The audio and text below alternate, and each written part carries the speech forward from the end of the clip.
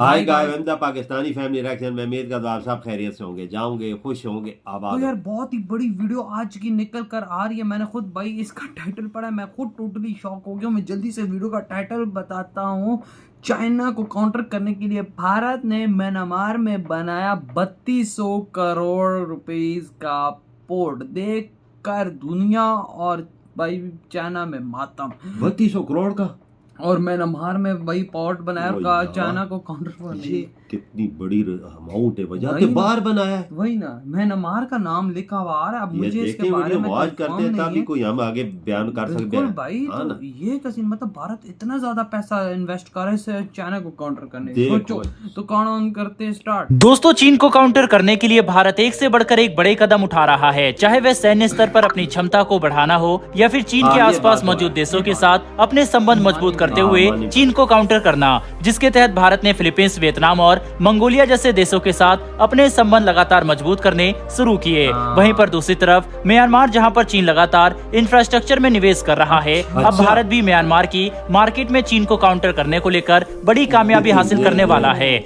जिसके तहत भारत द्वारा बनाया गया एक बड़ा बंदरगाह अब बनकर तैयार हो चुका है। दरअसल दोस्तों, हम जिस बंदरगाह की बात कर रहे हैं उसे बनाने के लिए भारत ने साल 2016 में ही काम शुरू कर दिया था और अब जाकर यहाँ पर पोर्ट पूरी तरह से तैयार हो चुका है, जिसका नाम सितवे पोर्ट है। ये बंदरगाह म्यांमार के रखीने स्टेट की राजधानी सितवे में बनकर तैयार किया गया, जिसका ऑब्जेक्टिव म्यांमार और भारत के बीच में ट्रेड और कनेक्टिविटी को बढ़ावा देना, साथ ही भारत के उत्तर पूर्वी राज्यों को म्यांमार के सहारे बाहरी दुनिया का एक्सेस दिलाना है, जिसे मजबूत करने के लिए हम म्यांमार के साथ मिलकर Kaladan multi modal transport project बना रहे हैं। दोस्तों, कलादान प्रोजेक्ट भारत के कुछ सबसे महत्वपूर्ण इंफ्रास्ट्रक्चर प्रोजेक्ट में से एक है, क्योंकि इसके जरिए न कि सिर्फ म्यांमार के साथ भारत के व्यापार में बड़ी बढ़ोतरी देखने को मिलेगी, बल्कि भारत के उत्तर पूर्वी राज्यों को ट्रेड के लिए एक नया रास्ता भी मिलेगा, क्योंकि तब उत्तर पूर्वी राज्यों के बिजनेसमैन और इंडस्ट्रीज आसानी से कलादान नदी और हाईवे का इस्तेमाल करते हुए भारत द्वारा बनाए गए सितवे पोर्ट तक पहुंच सकते हैं, जहां से इंटरनेशनल शिपिंग रूट का इस्तेमाल करते हुए आसानी से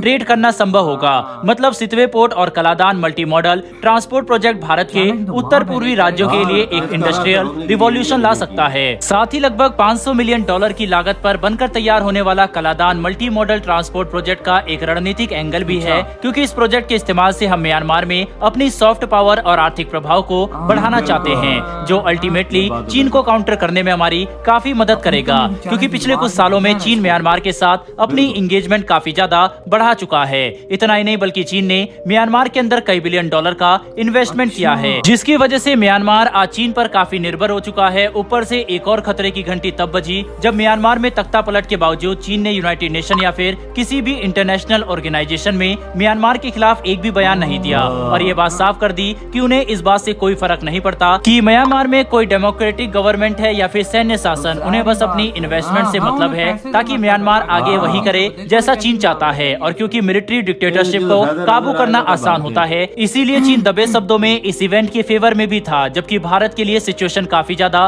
कॉम्प्लिकेटेड बन गई थी, क्योंकि एक लोकतांत्रिक देश होने की वजह से हम म्यांमार की मिलिट्री डिक्टेटरशिप को खुला समर्थन नहीं दे सकते थे। लेकिन भारत ने काफी शानदार डिप्लोमेसी का उदाहरण देते हुए म्यांमार के साथ अपने संबंधों को मैनेज किया, और ये बात बता दी कि चाहे हालात कितने ही कॉम्प्लिकेटेड क्यों ना हो जाए, लेकिन भारतीय फॉरेन पॉलिसी हर परेशानी से निपटने में सक्षम है। और अब सितवे पोर्ट के सक्रिय होने के बाद हमें इस बात का जीता जागता उदाहरण भी मिल चुका है, जो भारत के लिए काफी अच्छी बात है। बहरहाल बढ़ते हमारी दूसरी खबर की तरफ, और ये खबर फिलीपींस और भारत के रणनीतिक संबंधों की तरफ से निकलकर सामने आ रही है, जिसके तहत अब कई विशेषज्ञों का मानना है कि वह समय आ चुका है जब भारत फिलीपींस के साथ अपने स्ट्रेटेजिक रिलेशन को मजबूत करते हुए इसका पूरा फायदा उठाना शुरू करे, क्योंकि पिछले कई दशकों से भारत और फिलीपींस के संबंध ना तो कभी ज्यादा डेवलप हुए और ना ही कभी खराब हुए, क्योंकि दोनों देशों के बीच छोटे मोटे व्यापार के अलावा कोई बड़ा कॉमन लिंक नहीं था।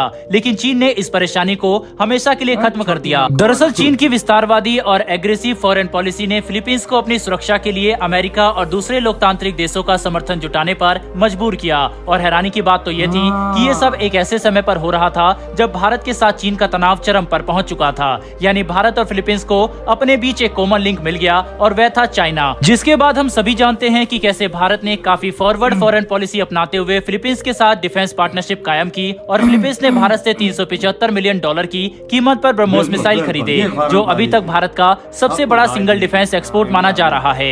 ऐसे में अब इस बात से इनकार नहीं किया जा सकता कि वह समय आ चुका है जब हम फिलीपींस के साथ मिलकर अपने डिफेंस और इकोनॉमिक पार्टनरशिप को एक नए लेवल पर ले जाएं, जिसका इस्तेमाल करते हुए दोनों देश चीन को काउंटर कर सकते हैं। कुल मिलाकर समझने की कोशिश करें तो चीन के खिलाफ अब भारत दुनिया भर में कई देशों को एकजुट करने में सफल हो पा रहा है, जो आने वाले 5 से 10 सालों में इंडो पैसिफिक रीजन में चल रही जियोपॉलिटिक्स के लिए काफी निर्णायक साबित हो सकता है। दोस्तों, भारत की इस कमाल की फॉरेन पॉलिसी के लिए कमेंट बॉक्स में एक जय हिंद तो बनता है। साथ ही हमारी आने वाली डेली वर्ल्ड अफेयर्स और डिफेंस से जुड़ी ऐसी वीडियोस के लिए चैनल को मामार को देखा है। भारत की मैं कहता हूँ फॉरेन पॉलिसी का शुरुआत भी जयशंकर जी एंड भी जयशंकर जी है। भाई बिलावल भुट्टो भारत आया तो उसकी बजा के वापस पाकिस्तान में उसको भेजा।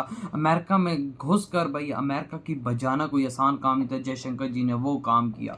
बात तो करते हैं म्यांमार में, देखो बाबा 3200 करोड़ का वहाँ पर पोर्ट पूरा अपना बनाया। बिल्कुल, देखो जिस तरह अफ्रीका में चाइना की बजा के चाइना को उठा के बाहर मारा, अब भाई म्यांमार की बारी है कि अब म्यांमार में भारत कह रहा है कि भाई हम चाइना की बजाएंगे और चाइना को लात मार के फेंकेंगे बाहर और वहां पर भी कब्जा करेंगे अपना। मामा और किसी में ताकत है चाइना को काउंटर करने के लिए? सिर्फ इंडिया में ज्यादा पोर्ट में 3200 करोड़ रुपया लगाना, 32,000 करोड़ रुपया लगाना आसान है। बिल्कुल, और अब वहां पर भारत अपनी चीजें भेजेगा म्यांमार में, जो भाई पैसा बनाएगा भारत वो एक अलग होगा भाई, क्योंकि अब भाई पोर्ट पे जो चीजें आएंगी वो टैक्स देंगी, सब कुछ देंगी, वो भारत खजाने में जाएगा। बिल्कुल, ये ऐसे खजाने में जाएगा। और भाई फिलीपीन की जहाँ तक बात है तो उसने भी भाई साहब लिए हैं भारत से ब्रह्मोस चाइना को काउंटर करने के लिए। वो देश जिनकी पहले भारत के साथ इतनी बनती नहीं थी, 50-50 रहते, तो आज भारत उनको अपने साथ मिला रहा है, अपने साथ कर रहा है, क्योंकि और उन देशों को भी पता है कि भारत ही एक ऐसा लीडर है इस दुनिया के अंदर जो भाई हमें इस चाइना के भाई जुल्म से बचा सकता है, हमें प्रोटेक्शन दे सकता है। तभी तो आज उन्होंने ब्रह्मोस भी लिया और वही चाइना भाई आज डर। आज तुम्हारा चाइना पाकिस्तान यारो मददगार खड़ा है, कोई मुल्क साथ खड़ा होने के लिए तैयार नहीं है। ये बोलते हैं हमारी दोस्ती बहुत पक्की है चाइना के साथ। आज चाइना होता तो कंधा देता है ना